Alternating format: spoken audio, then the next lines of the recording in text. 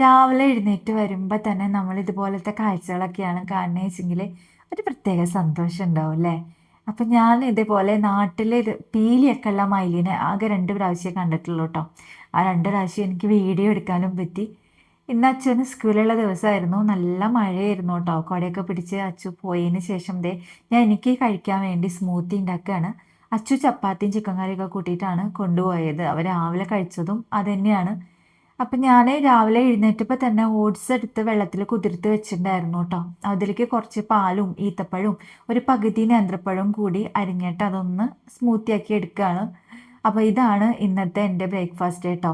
Daily ഇതൊന്നല്ല, ചില ദിവസം എനിക്ക് എന്തെങ്കിലും ഇഷ്ടമുള്ളത് ഉണ്ടാക്കിയിട്ട് കഴിക്കും. ഇന്നിപ്പോൾ ചപ്പാത്തി കഴിക്കാൻ വലിയ മൂഡില്ലാത്തതുകൊണ്ട് സ്മൂത്തി ആക്കിയതാട്ടോ. അപ്പം ഞാനിത് സ്കിൻ കെയർ, ഹെയർ കെയർ ഇങ്ങനത്തെ കാര്യങ്ങളൊക്കെ സമാധാനമായിട്ട് അച്ചു സ്കൂളിലൊക്കെ പോയതിന് ശേഷമാണ് ചെയ്യാറുള്ളത് കേട്ടോ.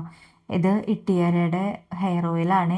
ഞാൻ അച്ചുവിന് വേണ്ടിയിട്ടാണ് ഇത് ആദ്യം ട്രൈ ചെയ്ത് നോക്കിയത്. കാരണം അച്ചുവിന് സ്കൂളിൽ പോകുമ്പോൾ മുടിയിൽ കുറച്ച് എണ്ണ തേച്ച് പോകണ ഒരു ശീലമുണ്ട്. ഒരുപാട് കട്ടിയുള്ള ഹെയർ ഓയിൽസ് ഒന്നും അച്ചുവിന് തേപ്പിച്ച് കൊടുക്കാറില്ല കേട്ടോ. ഇത് റോസ്മേരി, കറി ലീഫ്, പെപ്പർമിൻറ്റ് അതിൻ്റെയൊക്കെ ഹെയർ ഓയിൽസ് ആണ്. 50 ml ബോട്ടിലാണ് കേട്ടോ. എനിക്ക് തുമ്മൽ അങ്ങനത്തെ കാര്യങ്ങളൊന്നും ഇത് ഉപയോഗിച്ചതിന് ശേഷം ഇല്ല. അപ്പം ഞാനും അച്ചുവിനെ പോലെ തന്നെ ഈ ഹെയർ ഓയിലേക്ക് മാറിയിട്ടോ. ഇട്ടിയാരയുടെ കോക്കനട്ട് ഓയിലിനെ കുറിച്ച് ഞാൻ പറയണ്ടല്ലോ. നമ്മൾ കുക്കിങ്ങിനൊക്കെ ഏറ്റവും നല്ല ഗുണനിലവാരമുള്ള കോക്കനട്ട് ഓയിലാണ്. അപ്പോൾ അവരുടെ തന്നെ ആയതുകൊണ്ട് തന്നെ ഒട്ടും സംശയം ഉണ്ടായിരുന്നില്ല കേട്ടോ. അപ്പം ഞാൻ ഹെയർ ഓയിൽ തലയിൽ തേച്ച് പിടിപ്പിച്ചതിന് ശേഷം ഒരു 2 മണിക്കൂറൊക്കെ കഴിഞ്ഞിട്ടാണ് കുളിക്കാറുള്ളത്. അപ്പോൾ എനിക്ക് അത്യാവശ്യം കുറച്ച് പണികളൊക്കെ ഉണ്ടായിരുന്നു, തുണി തിരുമ്പാനും. അപ്പോൾ അതൊക്കെ കഴിഞ്ഞ് അങ്ങനെ കുളിയൊക്കെ കഴിഞ്ഞ് വന്നു.